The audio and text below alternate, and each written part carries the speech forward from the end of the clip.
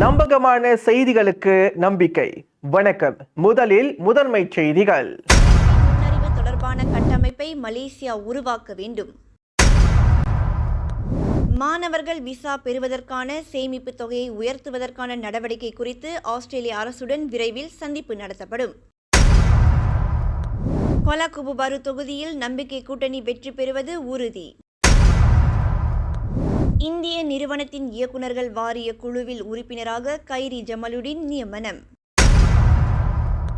முகமூடி அணிந்து முதியவரிடம் கொள்ளை.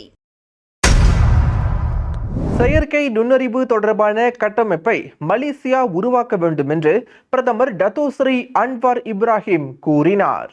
செயற்கை நுண்ணறிவு தொடர்பான கட்டமைப்பு கல்வி திட்டங்களில் இருந்து தொடங்கப்பட வேண்டும். அதற்கு ஆழமான மற்றும் முறையான அணுகுமுறைகள் அவசியம் என்று பிரதமர் அன்வார் தெரிவித்தார். எதிர்காலத்தை முன்னோக்கி நடப்பு சூழலுக்கு ஏற்ப செயற்கை நுண்ணறிவு திட்டத்தை அமல்படுத்த அரசாங்கம் தீவிரம் காட்டி வருவதையும் பிரதமர் சுட்டிக்காட்டினார். முன்னதாக மலேசியா ஆர்டிஃபிஷியல் இன்டெலிஜென்ஸ் நெக்சஸ் 2024 நிகழ்ச்சியில் கலந்து கொண்ட பிரதமர் இவ்வாறு கூறினார்.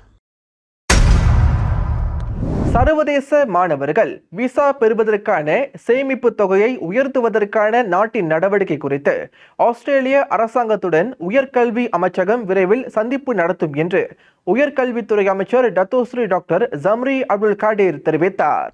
நாட்டின் தற்போதைய கொள்கையை கண்டறிய தனது தரப்பு ஆஸ்திரேலிய அரசுடன் ஒரு சந்திப்பை நடத்தவிருப்பதாகவும் அவர் கூறினார். இந்த கொள்கை அனைத்து நாடுகளையும் உள்ளடக்கியதா அல்லது குறிப்பிட்ட நாடுகளை மட்டும் உள்ளடக்கியதா என்பதை அறிய விரும்புவதாகவும் ஜம்ரி சுட்டிக்காட்டினார். மேலும் இந்த பிரச்சினை உள்துறை அமைச்சகத்தையும் உள்ளடக்கியது என்று அவர் தெரிவித்தார். இந்த விவகாரம் தொடர்பாக ஆஸ்திரேலியா அரசாங்கத்திடமிருந்து பதிலை பெறுவதற்கு உள்துறை அமைச்சகத்துடன் இணைந்து செயல்பட வேண்டும் என்று அவர் கூறினார். நாளை நடைபெறும் கோலாகுபுபாரு இடைத்தேர்தலில் வெற்றியை நிச்சயம் தற்காப்பும் என்ற நம்பிக்கை தமக்கு இருப்பதாக டிஏபி பொதுச் செயலாளர் ஆந்தனி லாக் கூறினார். இடைத்தேர்தலுக்கான பிரச்சாரத்தில் நம்பிக்கை கூட்டணியின் தேர்தல் கேந்திரம் சிறப்பாக செயல்பட்டதால் கொலாகுபுபாரு தொகுதியில் நம்பிக்கை கூட்டணி வெற்றி பெறுவது உறுதி என்றும் ஆந்தனி லாக் கூறினார். திறமையான வேட்பாளரை தேர்வு செய்யும் பணியானது மக்களின் கையில் உள்ளது என்று அவர் மேலும் கருத்து தெரிவித்தார். அதனால் நிச்சயம் அவர்கள் நலனை கருத்தில் கொண்டு சிந்தித்து வாக்களிப்பார்கள் என்று ஆந்தனி லாக் நம்பிக்கை தெரிவித்தார். இந்திய நிறுவனத்தின் இயக்குநர்கள் வாரிய குழுவில் உறுப்பினராக கைரி ஜமாலுடீன் நியமிக்கப்பட்டுள்ளார். முன்னாள் சுகாதார அமைச்சர் கைரி ஜமாலுடீன் இந்தியாவை தலைமையிடமாக கொண்ட ஃபிஷர் மெடிக்கல் வெஞ்சர் லிமிட் நிறுவனத்தில் இப்பொறுப்பை ஏற்றுள்ளார். முன்பு ஃபிஷர் கெமிக் லிமிட் என்று அழைக்கப்பட்ட இந்நிறுவனம் சமீபத்திய பங்கு சந்தை அறிவிப்பில் மே 4 முதல் அடுத்த 5 ஆண்டுகளுக்கு ஒரு சிறப்பு இயக்குநராக கைரியை நியமிப்பதாக அறிவித்துள்ளது. சம்பந்தப்பட்ட ஃபிஷர் மெடிக்கல் வெஞ்சர்ஸ் முதன்மையாக ரசாயனங்கள், ஆய்வக இயந்திரங்களின் வர்த்தகத்தில் ஈடுபட்டுள்ளது என்பது குறிப்பிடத்தக்கது.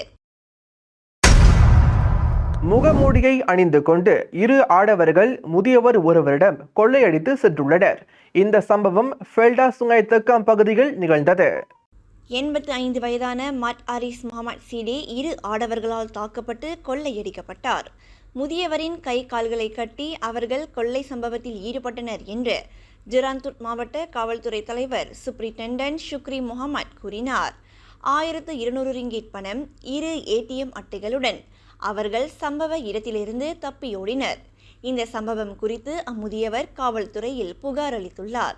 இந்த வழக்கு குற்றவியல் சட்டம் செக்ஷன் 395, 397 கீழ் விசாரிக்கப்படுகிறது என்று அவர் கூறினார். இத்துடன் செய்திகள் நிறைவடைகின்றன. மலேசியா உட்பட அனைத்து செய்திகளையும் உடனுக்குடன் தெரிந்து கொள்ள தொடர்ந்து நம்பிக்கை ஊடகத்தோடு இணைந்திருங்கள். வணக்கம்.